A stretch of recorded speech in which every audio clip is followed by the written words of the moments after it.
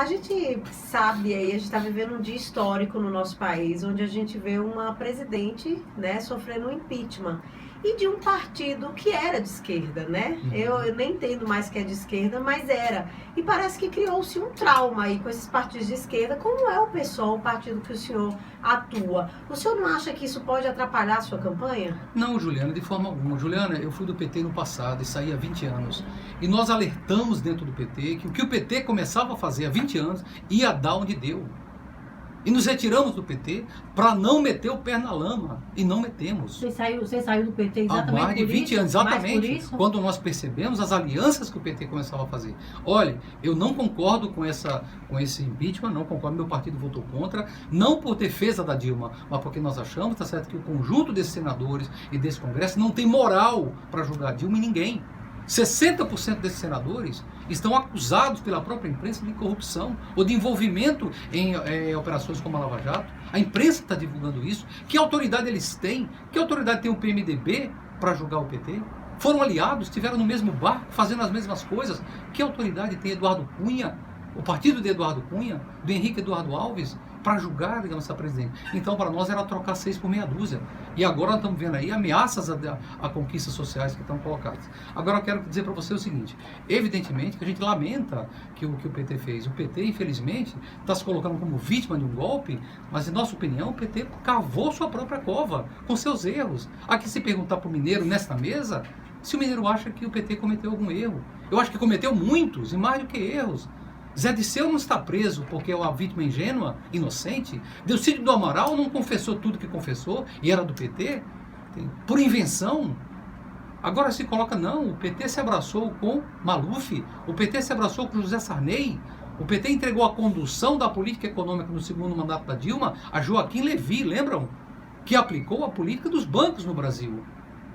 Então o pessoal é diferente. O pessoal é diferente e dá uma coisa a mais. Você fala, será que não é ruim? O pessoal não vai pagar por essa crise? Olha, Juliana, eu quero lhe dar uma notícia muito boa. Em Porto Alegre, a nossa candidata Luciana Genro está em primeiro lugar, disparado nas pesquisas em Porto Alegre.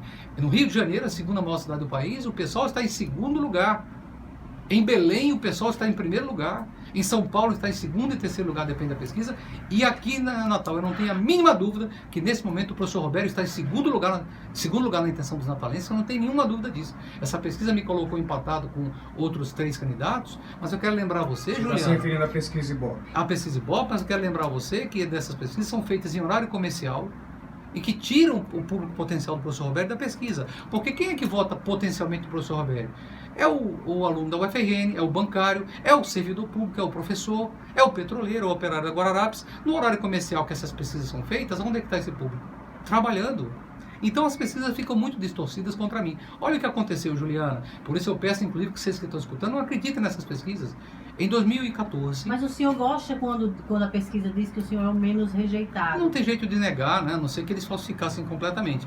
Olha, mas será também que não é porque quando eles fazem, as pessoas que poderiam lhe rejeitar estão trabalhando, é isso? Sim, também, pode ser. Agora, todo jeito, é uma sinalização. Estou dizendo para você que mesmo as pessoas que não fazem parte do meu público potencial, eu agradeço que tenham, digamos, uma rejeição mais baixa. Fui o candidato com menor rejeição em Natal, acho muito bom, né? Isso também se repetiu nas outras pesquisas. Agora, o que eu queria dizer, Thaís, é o seguinte: eu acho um absurdo, eu acho que essas pesquisas teriam que ser regulamentadas. É o que aconteceu em 2014, um grande jornal do Natal, a uma semana da eleição, me deu 1%, Thaís.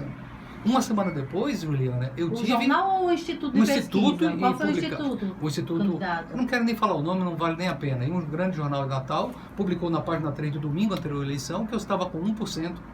1%. Uma semana depois eu tive quase 9% no estado e 22,5% em Natal, Juliana. Ganhei eleição em bairros como Capim Macio, a quem eu agradeço imensamente a população. Ganhei eleição em bairros como Candelária, dividi aqui no Tirol, em Ponta Negra. Eu tive 20% dos votos na zona norte de Natal. Então o senhor teve esse capital eleitoral todo em Natal, quando era candidato a governador. O que é que o senhor vai fazer para repetir essa votação em Natal? Juliana, eu sou a única coisa... Thaísa. Thaísa, desculpe, Thaísa, querida. A única coisa que eu tenho a mostrar é a minha coerência, a minha trajetória de luta. Você não vai encontrar... Essas mãos aqui, tá vendo, Thaísa? Estão limpas. Eu nunca recebi um centavo de empresa nenhuma. Eu trabalho há 40 anos. A única coisa que pode sujar essas mãos é giz de sala de aula.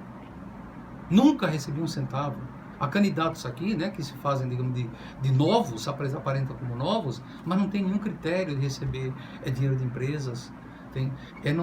São parte da velha política do Estado e agora na eleição aparecem como novos. A população vai perceber rapidamente essa questão toda. Então, eu acredito que a gente tem um capital grande, que é a minha coerência, a nossa presença, minha e do meu partido nas lutas sociais.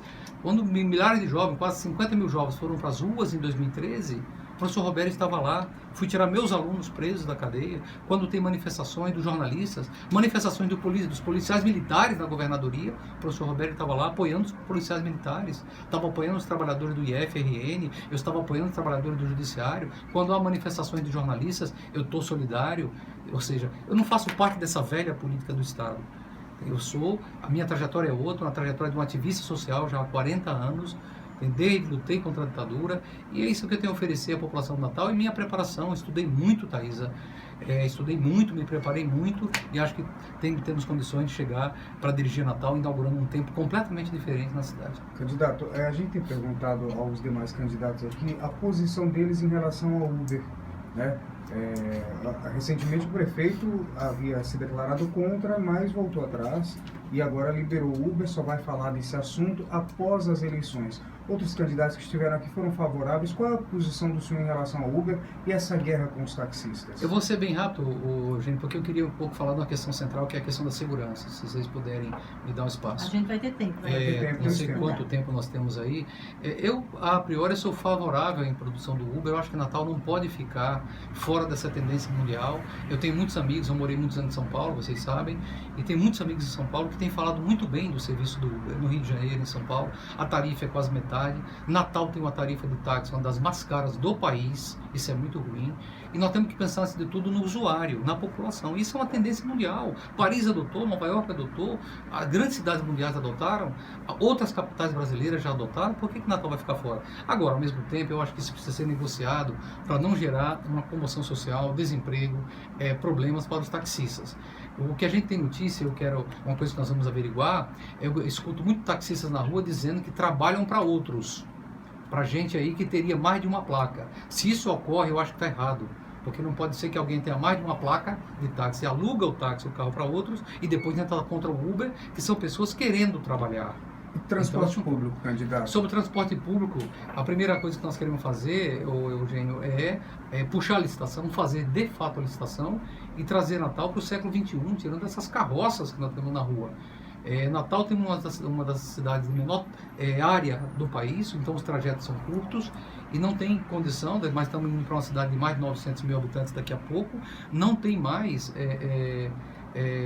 jeito de continuar com esse transporte antiquado. São ônibus velhos que muitas vezes trazidos de outras capitais são pintados aqui e apresentados como novos. Isso tem que acabar. A população sofre. Às vezes uma aluna nossa aqui na UFRN, um trabalhador do hotel aqui, dos hotéis de Ponta Negra, de um restaurante de Ponta Negra, sai à noite e não tem ônibus depois das 10 para ir para casa mais, Juliano. É um absurdo. Tem que dormir no ponto de ônibus. Isso é um absurdo. Vários deles me relataram isso.